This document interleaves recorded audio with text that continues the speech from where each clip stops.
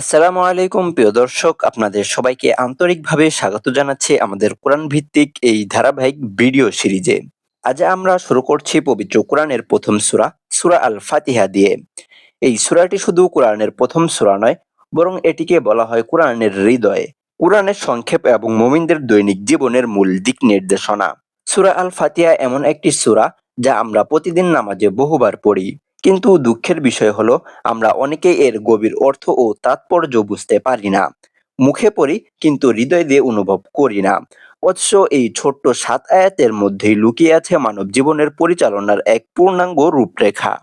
সূরা আল ফাতিহার অর্থ হলো সূচনা বা উদ্বোধন। কুরআন তেলাওয়াতের শুরু হয় এই সূরা দিয়ে। এমনকি নামাজের প্রতিটি রাকাতে এই সূরা পড়া ফরজ। অর্থাৎ একজন মুসলমান দিনে অন্তত ১৭ বার এই সূরা পাঠ করে। ভাবুন তো, আল্লাহ কেন এমন একটি সূরাকে আমাদের জীবনের সাথে এত গভীরভাবে যুক্ত করে দিয়েছেন? নিশ্চয়ই এর মধ্যে রয়েছে অসীম হিকমত, অসীম শিক্ষা এবং অসীম কল্যাণ। এই সূরা নাজিল হয়েছে মক্কায়, ইসলামের একেবারে শুরুর দিকে। তখন মুসলমানরা ছিল খুবই অল্প সংখ্যক, অত্যাচারিত, নিপীড়িত এবং নানা দুঃখে কষ্টে জর্জরিত। সেই সময় আল্লাহ তাআলা এই সূরার মাধ্যমে মুমিনদেরকে শিক্ষা দিয়েছেন কিভাবে আল্লাহর উপর ভরসা রাখতে হয়, কিভাবে তার প্রশংসা করতে হয়, কিভাবে তার কাছে সাহায্য চাইতে হয় এবং কিভাবে সঠিক পথে থাকার জন্য দোয়া করতে হয়। সূরা ফাতিহার শুরুতেই বলা হয়েছে সমস্ত প্রশংসা আল্লাহর জন্য। তিনি সমগ্র জগতের পালনকর্তা। এই একটি বাক্য আমাদের জীবনের দৃষ্টিভঙ্গি পুরোপুরি বদলে দেওয়ার জন্য যথেষ্ট। আমরা সাধারণত জীবনে ভালো কিছু পেলে নিজেদের কৃতিত্ব দেই, নিজের যোগ্যতা দেখি, নিজের বুদ্ধিমত্তাকে বড় করে দেখি। কিন্তু এই সূরা আমাদের শিখায় আমাদের জীবনের প্রতিটি ভালো জিনিসের প্রকৃত দাতা একমাত্র আল্লাহ। আমাদের জন্ম, আমাদের শ্বাস-প্রশ্বাস, আমাদের সুস্থতা, আমাদের পরিবার, আমাদের খাদ্য, আমাদের নিরাপত্তা সবকিছুই আল্লাহর অনুগ্রহে। আমরা প্রতিদিন অসংখ্য নিয়ামত ভোগ করি, কিন্তু সেগুলোর কথা খুব কমই মনে করি। এই সূরা আমাদের কৃতজ্ঞ হতে শিখায়, অহংকারকে দূরে রেখে আল্লাহর সামনে বিনয়ী করে তোলে। এরপর আল্লাহ তাআলা বলেন, তিনি পরম করুণাময়, অতি দয়ালু। এই দুটি গুণ আল্লাহর রহমতের অসীমতা প্রকাশ করে। মানুষ জীবনে ভুল করে, গুনাহ করে, পথ হারায়। এটাই মানুষের স্বভাব। কিন্তু আল্লাহ আমাদের আশ্বস্ত করেছেন যে তার দয়ার দরজা কখনো বন্ধ হয় না।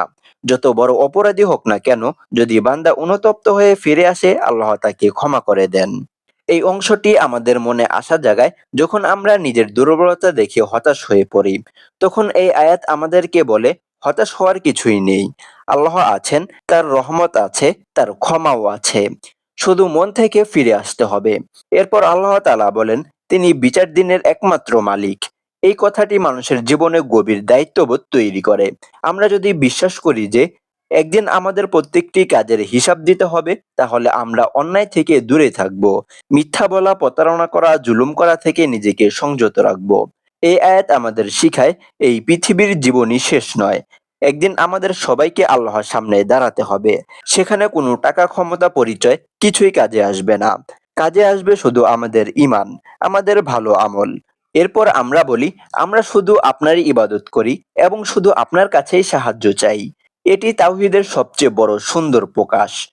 মানুষ স্বাভাবিকভাবেই দুর্বল। জীবনে নানা সমস্যা, দুঃখ, কষ্ট, হতাশা আসে। তখন আমরা অনেক সময় মানুষের দ্বারস্থ হই, নানা মাধ্যম খুঁজি। কিন্তু এই আয়াত আমাদের শিখায় সর্বপ্রথম এবং সর্বশেষ ভরসা হওয়া উচিত একমাত্র আল্লাহর। মানুষ সাহায্য করতে পারে সীমিতভাবে, কিন্তু আল্লাহ সাহায্য করেন সীমাহীনভাবে। মানুষ কখনো পাশে থাকে, কখনো দূরে সরে যায়, কিন্তু আল্লাহ কখনো বান্দাকে একা ছেড়ে দেন না। এই বিশ্বাস মানুষের মনে এক অসাধারণ মানসিক শক্তি তৈরি করে। এরপরেই আসে সূরা ফাতিহার সবচেয়ে গুরুত্বপূর্ণ অংশ, সঠিক পথের জন্য দোয়া। আমাদের সরল পথে পরিচালিত করুন, সেই পথ যাদের উপর আপনি অনুগ্রহ করেছেন। তাদের পথ নয় যারা আপনার অবাধ্য হয়ে গিয়েছে কিংবা জেনে বুঝে ভুল পথে চলেছে। এই দুয়ার মধ্যেই লুকিয়ে আছে মানুষের জীবনের সবচেয়ে বড় চাওয়া। আমরা সবাই সুখ, শান্তি, সফলতা চাই, কিন্তু প্রকৃত সুখ ও শান্তি আসে শুধু সঠিক পথে থাকার মাধ্যমে। ভুল পথে গেলে সাময়িক আনন্দ পাওয়া যেতে পারে, কিন্তু শেষ পরিণতি হয় দুঃখ, অনুশোচনা ও ক্ষতিকর। এই দুয়ার মাধ্যমে আমরা প্রতিদিন আল্লাহর কাছে চাই, হে আল্লাহ, আমাদের চিন্তা, আমাদের সিদ্ধান্ত, আমাদের কাজ, আমাদের সম্পর্ক সবকিছু যেন সঠিক পথে থাকে। আমরা যেন জেনে বা না জেনে ভুল পথে না চলে যাই।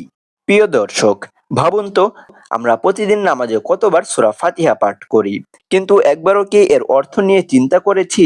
যদি আমরা প্রতিটি নামাজে এই সূরার অর্থ হৃদয় দিয়ে অনুভব করতে পারি, তাহলে আমাদের নামাজ শুধু দায়িত্ব পালনে হবে না, বরং হয়ে উঠবে আল্লাহর সাথে গভীর কথোপকথন।